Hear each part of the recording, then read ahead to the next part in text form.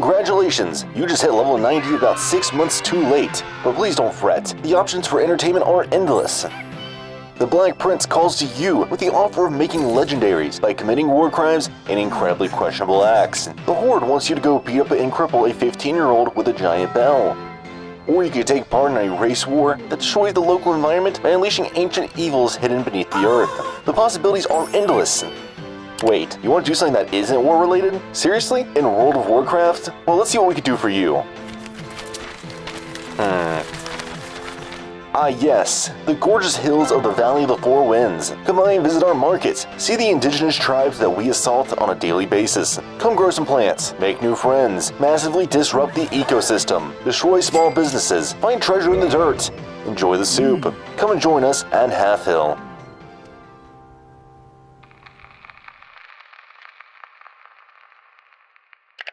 Alright, let's not beat around the bush. It's been a little while, fellas, but I am tangibly back, and having played MoP Classic for a while, there is a ton of stuff to do. I could run challenge modes, I could clear Throne of Thunder, maybe farm out dinosaurs. But more than any of that, I really want to enjoy MoP's best content, farming. Instead of a hard challenge or a big grind, I want to have a more laid-back video for once. One that I'm not stressing out the details or struggling to get done in time. Welcome to Halfhill, the game's first farming simulator that laid down the path for garrisons. Don't worry, we'll talk about those in a year's time anyway. Halfhill has this wonderful charm to it, the aroma of delicious food, the hustle and bustle of the market, and the sign of property values lowering the more I walk in this direction. This is Sunsong Ranch, our home for the next few weeks, and we have our first guest on the farm, introducing our BFF, Farmer Yoon, who is here to help us on our grand adventure. Yoon moved away from some big city after his grandpa passed away, leaving the farm in Yoon's possession. Starting off, Yoon asked us to remove some boulders and rocks from around his farm, and he says he'll teach us how to grow crops. Oh cool, we have visitors from local farmers council already. These guys must be really cool. What the hell, dude? They were trying to seize Yoon's land? They're saying we'd never make it. We'd be washed up in a week? No, that's not local friendly farm behavior. That's not friendly. Why did you say 5 days? What the fuck, Fung? No.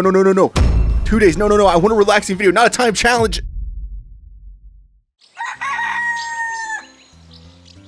As the fates have dictated, I have to now do the entire Tiller's grind and Halfhill Market in 5 days. What you witnessed now was Haohan Mudclaw, the leader of the Tillers Union, and his 2 subordinates coming in to try seizing the land from a local heir. While Halfhill is supposed to be this ideal slice of life where I go make friends, find a wife, grow old, have kids, I've instead discovered that Halfhill is a dangerous, seedy part of town that doesn't promote a healthy, fun community. No, it is ran by a corporation that is pushing businesses out of town and forcing the fine people of Halfhill into indentured servants, crop sharers, or even worse, villains that are the direct enemy of the capitalistic agrarian society hellscape that was created by Haohan. While I am now mentally stressed the fuck out because I just wanted a single video that was laid back, I need to show y'all how to farm properly. Step 1. Go buy seeds. Step 2. Put seeds in the ground. Step 3. Watch all sorts of nightmarish monsters come out of the plants and figure out how to fix each plant. There are 10 different possible problems that can happen to any plant, with only one of them bursting being good. Step 4. Wait 1 full day. Harvest crops.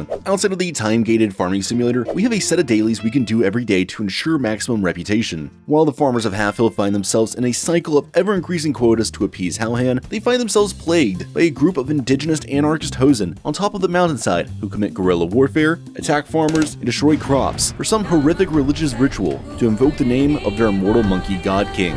In order to appease the Tillers Union and enable the capitalistic Halfhill society to continue their mass production of oversized crops, they asked me to target and eliminate the indigenous tribes on the mountainside. Being a Death Knight, I have no qualms about this, and every day the Tillers have some sick task dedicated to the obliteration of the mountain hosen. On day 1, the Tillers asked me to kill a few of their priests, start a wildfire, then steal their ancestral soup. This is relatively tamed compared to some of the sick fuck tasks that the Tillers will demand later on. While I am fairly limited to the amount of work I can do in a single day due to dailies and crops, the real reputation locks aren't for the Tillers. As you may have noticed, I may have a 100% increased gain with the Tillers on my account, because I am at least revered on my monk. This means that we can actually finish the challenge in 5 days by doing somewhat normal progression, but that's not really interesting.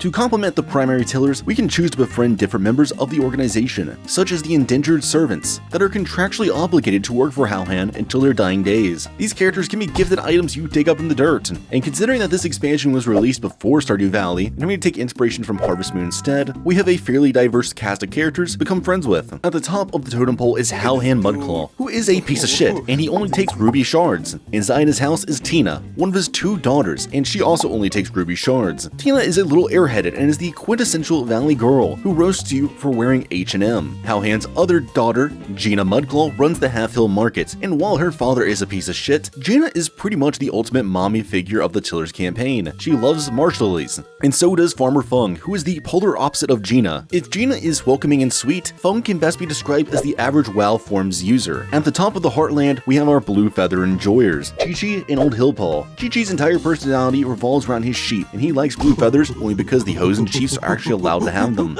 On the other hand, Old Hillpaw likes them because his dead wife told his now dead son that they were good luck charms. Now, if you think Haohan's personality was mad yet, the next 2 figures are going to convince you that this man is truly awful. Because Haohan won't seek peace with the Hosen, he employs a ninja hitwoman named Sho to kill them for shits and giggles. Sho, having trained in the ninja ways, does no farming and is the edgelord in the corner of the bar, desperate for someone to ask her backstory. Omae wa moe shinderu.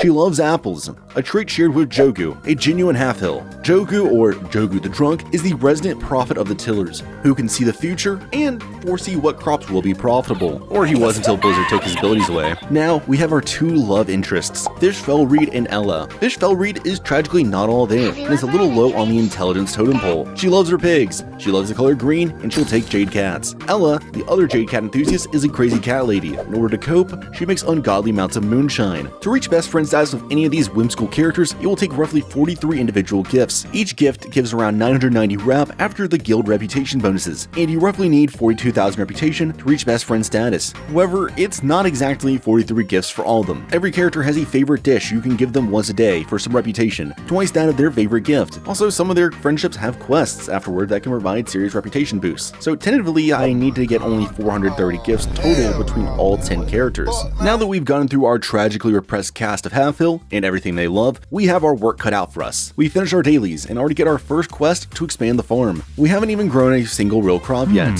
We go hire a man to use pesticide on some weeds, and after 15 minutes of waiting, the farm expands. We now have our first real-time gated quest, which is Gina asking us to grow her a single scallion. Using my advanced knowledge that was revealed to me in a dream, I buy the materials needed for the first 3 days of the Tillers campaign. As I plant my first scallion, I was blessed with a 2% chance of it instantly growing, allowing me to finish Gina's quest before the end of the first day. After acquiring her vote, I had to go to Mung Mung for his vote. Yes, the same rat bastard who said I wasn't going to do this in 2 days. Mung Mung is one of Haohan's yes men, and is in charge of the carrot production of Halfhill. And after a vermin infestation destroys all the carrots, Mung Mung desperately asks us for carrots. However, this should be the end of day 1 because of the demand for 2 carrots and not being able to grow them. However, Mung Mung is also the one who said I'd give up in 2 days. And while I can't actually finish the Tillers in 2 days, I can 100% beat Mung Mung at his own game by getting his vote in less than 12 hours total. So I did something very stupid. As we stated earlier, there is around a 2% chance to get a bursting crop between the 10 planting problems. That means I should theoretically get a bursting crop every 50 crops. So, bored out of my mind and wanting to beat that monkey bastard, I spent the next 37 minutes planting crops, fixing them, destroying them, and replanting them to get a bursting proc. I want to say that I realistically wasted around 130 carrot seeds doing this, and honestly, this was stupid. Don't do this. I am only doing this for the sweet online clout. Not that making a video about Halfhill is actually a good way to get growth in 2026 though. After that, Mung Mung came down the road and told us how Haohan's farm is horrible and wait. Is he just straight up talking like a normal person? Is Mung Mung able to just do that? None of the other Hosens can talk like that, what the fuck? At the end of day 1, I once again received a vision in my dreams that instructed me to plant cabbages, witchberries, and melons. These will be very important in the next 2 days. Day 2 began with my crops grown. An indentured child who is trying to gain the favor of the Tillers so that he may one day be adopted by a loving family helps me figure out gifts. Meanwhile, the people of Halfhill began plotting out their next horrific attack on the Hosen. Today, I was instructed to attack their infrastructure by burning their only source of transportation down the mountainsides, and assassinating key military leaders. Usually, I was also tasked to eliminate their main food source, the goats. When I got back to Halfhill, Gina told me that I was her strongest soldier and that I needed to be her debt collector. Being influenced by her dommy mommy powers, I agreed. The first person on the list was innkeeper Lei Lan, who paid instantly. Likewise, the Grummel, who was the second, coughed up the money easily. However, inside of the hut, Spice Master Jin Zhao refused to pay me back and claimed that Gina was actually flirting with him. Unfortunately for Zhao, he was unaware that I was actually Gina's top Twitch mod and quickly paid up after I threatened to ban him from her chat. And then we found our final guy, who just wanted to leave town. He asked me to pay his debt, and I discovered that everyone here only owed 1 gold to Gina. While Gina is still pampering me as if I was her only subscriber on OnlyFans, I can see how she is Haohan's biological child with this rat fuck 1 gold loan shark behavior. After this nightmarish effort, I went to the top of a mountainside and smoked my peace pipe. After finishing day 2's dailies, I began to focus on acquiring gift items for the tillers. The primary place I am going to be grinding these out is the Heartland, the core production grounds for the tillers. When Blizzard decided to make this reputation, they realized they needed a way for people to grind out these items, otherwise there's only a 2% chance to drop from any crop. So they added in this dark soil that no one can actually see. Here, let's do a drive-by. Tell me if you see the dirt. No? How about here? Still nothing? Okay, let's try right here. The dirt blends into the ground really well. However, since I have years of experience and an ungodly amount of Adderall on my desk, I have trained my eyes carefully to see these dirt mounds. Starting off, I turned down the ground clutter from high to low. Now I run laps around the Heartland for the next 12 hours. Not actually though, because we are all on a major server. These soils are contested, but come a little closer guys. I got a secret to tell you. Just a little closer. Dark soils actually spawn all across Pandaria in select spots, but the spawn rates kinda suck. If your server is overcamped, you can go visit them. I decided to give it a shot on a clean layer and did a full cross-trek trip across Pandaria, resulting in me getting 40 soils over the course of about 25 minutes. How does this compare to a clean layer on the Heartland? Well, I decided to take a single loop around the Heartland, lasting around 7 full minutes. In those 7 minutes of being undisturbed, I found 27 dark soils. So yeah, the rest of the world kinda blows. If you do want to visit another place for soils, go to Jade Forest. Go hit the Temple of the Jade Serpent and Windward Isle. I would take a break around every 20 or so minutes at the Heartlands, and then go over to Jade Serpent and pick up around 10 or so gifts. After getting dirty, Yoon instructed me that the next 2 votes be coming from Farmer Fung and Nana Mudclaw. We started off with Fung because he had a simple task: rescue his yaks. I went out into the fields and corralled his escaped shagskins. After rescuing only 5 of them and leaving the hundreds more to their fates, Fung told me that he wanted some cabbage. Using my divine foresight once more, I already had cabbage ready to game the system. Fung came down immediately to the farm to tell us that our cabbages were legendary, and doing this pushed my reputation with Fung from a stranger to buddy status. After this, I planted a single turnip, it bursted, and then I got the next vote quest, Nana Mudclaw. It is really hard to tell where Haohan gets his bastard status from, because it most certainly isn't Nana Mudclaw. Nana asked me to retrieve 1,000-year-old spring water from a sacred well and help her create cocktails for some light day drinking. After collecting her water, she reveals that she needs witch berries, and once again, divine providence. I already had berries planted. After providing her with my legendary berries, Nana's witchberry tulips gave her insight into how much of a shitlord her son was being, and following this, she gave us her vote. With Nana Mudclaw the way, it meant we only needed 1 more vote. Day 3 started off the main logging in before the daily reset. I decided to turn in gifts to everyone while I was in town. The first person I decided to choose was Chi-Chi, since I had 18 blue feathers. While I was showering this poor monkey in a sea of feathers, he noticed that his prized sheep, Sheepy, was gone, and asked me to find him. After flying 10 seconds away to grab the sheep, I returned it to Chi-Chi and received half a friendship level with him. After another 10 seconds of giving Chi-Chi feathers, Sheepy disappeared again. This time, in 10 seconds, managed to make it all the way to the other side of the Heartland. I don't know what the fuck they are feeding these sheep, but if it makes me move like that, I want to eat it too. Rescuing Sheepy gave me another half level and left me at most of the way through friend status. I returned to the Halfhill market to wait for today's dailies and found Fishfell Reed there. I decided to give her some cat idols, and she started to yap about a cave where a farmer hid secret treasure. I'm not sure if it's real or not, but damn it, she's got some enthusiasm. At Halfhill, I was informed by Gina that we would be conducting a full-scale assault upon the Hosen village today, and by a full-scale assault, they meant they were sending me in to smuggle pipe bombs into their convenience stores. I went up there, bombed their beer, their food, and their weapons. The tillers might be simple farmers, but they are also corporate cutthroat capitalists, and instructed me to eliminate the competition by destroying all of their farming tools. The Kuns and Hosen will never plant melons, carrots, turnips, or pumpkins ever again. No, the tillers want to make sure that they starve. Do keep in mind that targeting civilian populations is a war crime, but is it really a war crime if you enjoy it? I took this opportunity to steal their peppers and their favorite yak statue too. If they're going to be dead at the first sign of a famine, I might as well reap the benefits. To finish my horrible assault on their village, I killed their religious leader. Returning to the village after doing a few laps for dark soil, I harvested my melons and gave food gifts to everyone too. I decided my next subject would be Jogu the Drunk, who after giving a single apple, asked me to buy him a drink. I'm not going to be inconvenienced by runtime, so I got on my yak, bought him a drink, and kept force-feeding the poor bastard some apples. Jogu wasn't going to take this sitting down, and he asked me to give him a full round of Pandar and Plum wine. I yacked it up to him and pushed more apples down his gullet. Jogu got the better of me though, and asked me to acquire 10 kegs of Jade Witch Brew. A quick visit to the auction house later, and a quick Wowhead search to receive Divine Sight for his next quest afterwards, I picked up his favorite brew and the breakfast he was about to demand. I also gave Gina some flowers and became good friends with her, but I forgot to record this. Now, I have options for the ruby shards. I can either give them to Haohan or his love-starved daughter who has a crush on Farmer Fung, Farmer Yoon, and believe it or not, you. That's right, Tina Mudclaw likes you. After love bombing her with unlimited jewels, we went from complete strangers to friends. If you flex a little bit of Gucci at her, I'm sure you could do it too. The only downside of day 3 is that this is a relatively short day with not a lot to do in it. At the end of my day, I decided to go back to Chi-Chi, and he informed me that Sheepy went missing once again. Searching the mountainside, I saw the fate that befell his interdimensional sheep. The death of Sheepy enraged Chi-Chi, who gave me explicit orders to avenge his death. Chi-Chi knows that the Hosen I have to kill is named Krunko Fingerlicker. I don't endorse Hosen on Hosen violence, but you have to admit it, Krunko ain't all that smart when a sheep is sitting there with a random undead horror at his side. Returning to Chi-Chi, he and I officially became best friends, and he sent me some of his sheep. Seriously, what a guy. Finally being done with Chi-Chi, I could focus all of my blue feathers to old Hillpaw instead, and gave him a few. Looking at my bags, I completely did not see that I had 18 jade cats still, so I love-bombed Fishfeldreed with cats until we became good friends. I took the rest of my cats to Ella, who appreciated them greatly. I couldn't continue to Haohan due to reputation concerns, so I actually ended at day 3 by just doing laps for dark soils.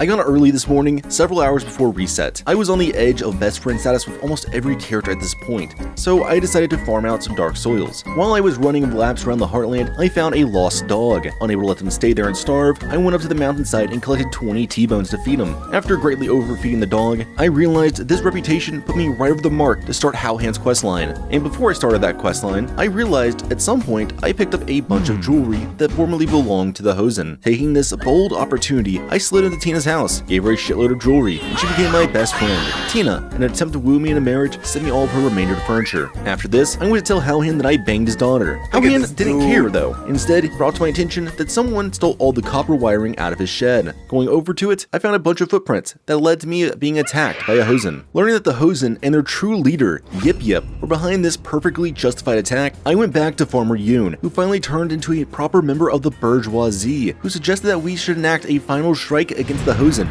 Without questioning Yoon, I went to the mountain and collected poisonous and psychedelic mushrooms. If the Hosen won't die from a death cap, they're gonna have a real bad time with some psilocybin. Once I had returned, Yoon revealed that we needed to grow melons to poison the Hosen, and ain't that lucky, we just had a whole thing of melons that'll be ready in a few hours. I came back about 5 hours later to harvest my melons, and was given the final quest by Yoon. Our once innocent farmer, a young man who came here to fulfill his grandfather's dream, was ultimately corrupted by the nefarious system of Halfhill. Yoon's final quest was for me to murder Yip Yip in cold blood, and without hesitation, I returned to the top of the Hosen village to fight Yip Yip. I would like to pretend that this was an epic fight, something that you could think about and get goosebumps from, but Yip Yip died the way he lived, like a bitch. The flight back to Yoon was a short one. As I landed at Sunsong Ranch, I turned my quest into Yoon and reached Exalted, and as I looked to my right, the entire Tillers Council descended upon the farm. They were amazed that it was actually as easy as poisoning the entire tribe and assassinating their leader in cold blood. Haohan, recognizing that Yoon might be even more cutthroat than himself, kowtowed to Yoon and gave him his vote of confidence, ensuring that Yoon and I would now be official members of the Tillers. Having come from a fresh 90 to essentially the chief financial officer of the Halfhill Corporation in a matter of 4 days felt honoring, but I wasn't done yet. I still needed to become best friends with 8 more characters, so I hit the fields and got to work.